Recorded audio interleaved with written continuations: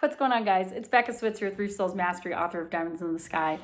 And I just got a message from somebody today. Oh, we're going to lose my screen here. I just got a message from someone today discussing a salesperson that is like really kind of in a slump right now. And they're just getting, I think, shut down at the door a lot and getting really in a funk about that. And I know that that's something that happens to a lot of salespeople. Getting into one of those ruts can really suck because it's like, this self-fulfilling prophecy thing starts happening. Like you're expecting to get shut down at the door. You're expecting to get a negative response. And because of that, the way that you approach it is actually creating that response from people. And so I want to talk to you guys about kind of hitting the reset button. And when you find yourself in one of these ruts where your door knocking is just starting to suck and you're like, what the hell? Have I forgotten how to knock doors? Like, have I forgotten how to do this job? I want you to first to know that like this has happened to the best salespeople on the planet. Like it's happened to me. I even remember when I was selling Cutco back in the day, like driving around and sometimes just having like so many no sales in a row and being like, have I forgotten how to do this job? Like, do I all of a sudden suck at selling?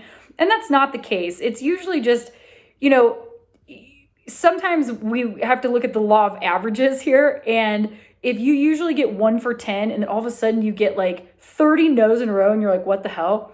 At some point, if you keep pressing forward, you're going to get a breakthrough where you get like 5 yeses in a row. And so everything does average out. And one thing that I remember learning in Cutco was every no is getting you closer to the next yes. So you have to just look at it like that. So the first thing I'd like to recommend to you is getting back to the basics.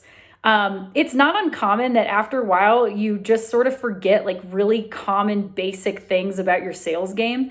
They go out the window, and those little tiny things, whether it's like a word that you're forgetting to use or a sentence, or you're actually phrasing the closing question incorrectly, or you're forgetting to ask for 2 times, or you're forgetting to name drop, or you're forgetting to, use a couple photos, show people. That might be just these little tiny things that you're forgetting. If you review the basic fundamentals again, like go back through your Roof Sales Mastery sales training course, revisit those lessons. Those are sometimes things that make a huge difference. You're like, oh my God, I can't believe I've been forgetting to do that.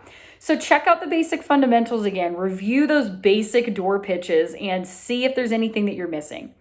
The second thing is fake it till you make it. And if you've listened to a lot of my videos, you've heard me say something like this a lot before.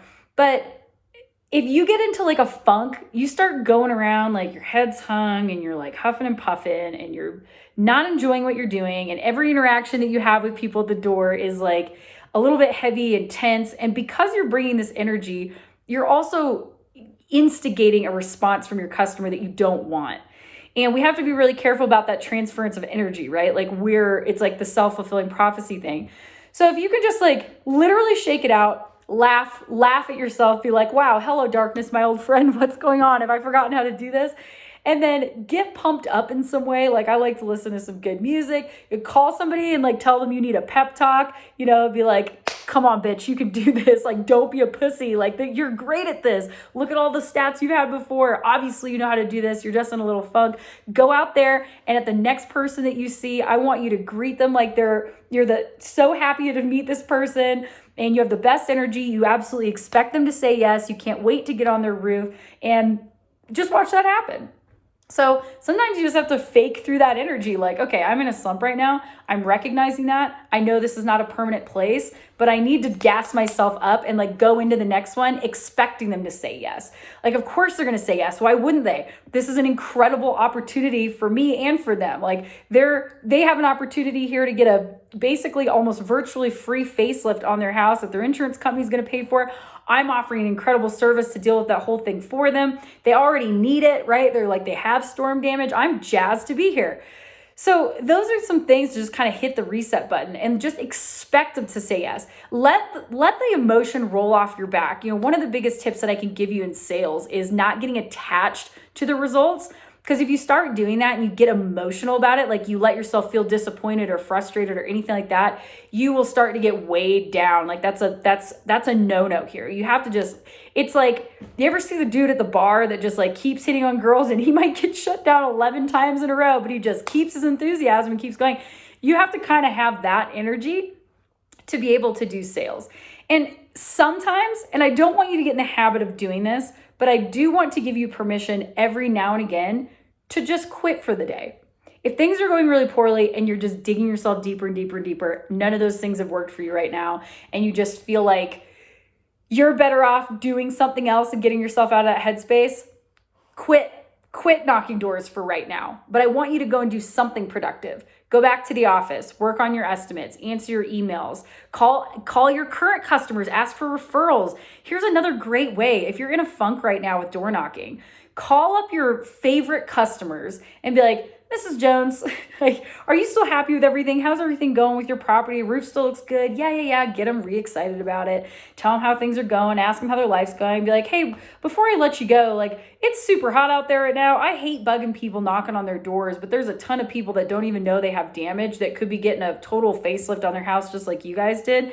Who are two or three people that you know, like in your area or in this neighborhood or whatever, that maybe haven't had a free inspection yet? I'll give them a call and just see have they had anybody take a look at the roof, and I'll pop over there and do that for them as a favor to you. So start getting the referrals, because those are easy. And then when you can really eliminate the door knocking with the referral game. And by the way, I have an incredible lesson for getting referrals in the advanced sales and supplement training program, which you can go to roofsalesmastery.com and enroll in. I highly encourage anybody who's not in that program, you should be. I have dumped literally hundreds of lessons, word for word scripts, videos for objection handling, lead generation, referrals, door knocking, closing, you name it, it's all in there.